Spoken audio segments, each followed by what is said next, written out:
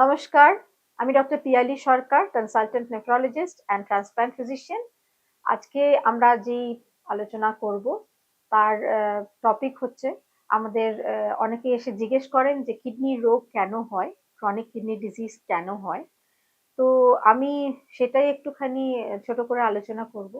তো chronic kidney ডিজিজের যেগুলো আমরা যেগুলো আমরা কারণ পাই, সেটা হচ্ছে সবথেকে বেশি কমন কজ সেটা হচ্ছে ডায়াবেটিস আর হাইপারটেনশন, এবং তার সঙ্গে এখন যেটা অ্যাড হয়েছে সেটা হচ্ছে ওবেসিটি।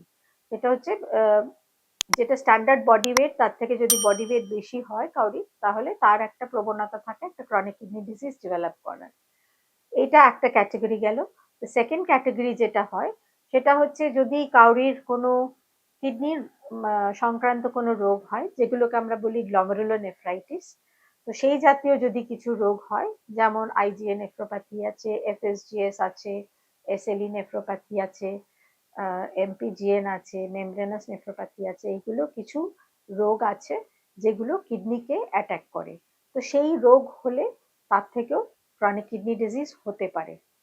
৩ নম্বর যেটা ক্যাটেগরি সেটা হচ্ছে কোনো জেনেটিক ভেরিয়েন্ট। যদি বংশানুক্রমে কোনো জেনেটিক ডিফেক্ট থাকে, তো তাহলে সেই ক্ষেত্রে কিডনি ডিজিজ হতে পারে। যেমন পলিসিস্টিক কিডনি ডিজিজ হয়, থিন বেসমেন্ট মেমব্রেন ডিজিজ হয়, অ্যালপোর্ট সিনড্রোম হয়, এবং এরকম অনেক রকম জেনেটিক ডিসঅর্ডার্স আছে যেগুলো থেকে কিডনি রোগ হতে পারে, ক্রনিক কিডনি ডিজিজ হতে পারে।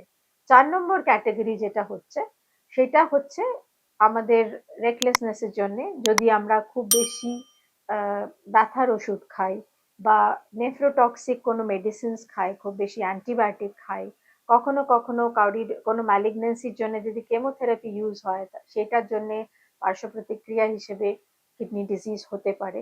তার সঙ্গে আরো কিছু মেডিসিনস আছে, যেগুলো অ্যান্টিফাঙ্গালস আছে, হেভি মেটালস আছে, ফার্টিলাইজার্স আছে, এবং ইনসেকটিসাইডস, পেস্টিসাইডস যেগুলো মাঠে ছড়ানো হয় ভালো ফসলের জন্য, সেগুলোর জন্যও কিন্তু আমাদের ক্রনিক কিডনি ডিজিজ হয়ে থাকে।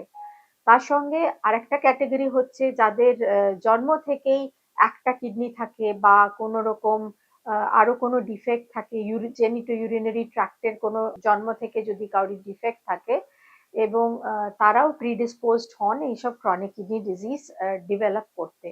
এবং বেশ কিছু মানুষ আছেন যাদের আসল ক্রনিক কিডনি ডিজিজ কেন হয়েছে সেটা আমাদের অরিজিনটা নির্ধারিত করা যায় না।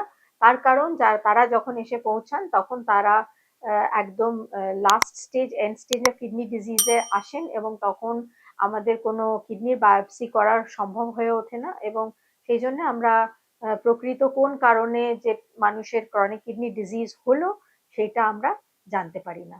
তো আশা করা যায় এইসব ইনফরমেশন আপনার কাজে লাগবে এবং আপনাকে কিছু প্রিকশনস নিতে সাহায্য করবে, যাতে আপনি ক্রনিক কিডনি ডিজিজ না ডেভেলপ করেন। আজকে এই পর্যন্ত। নমস্কার।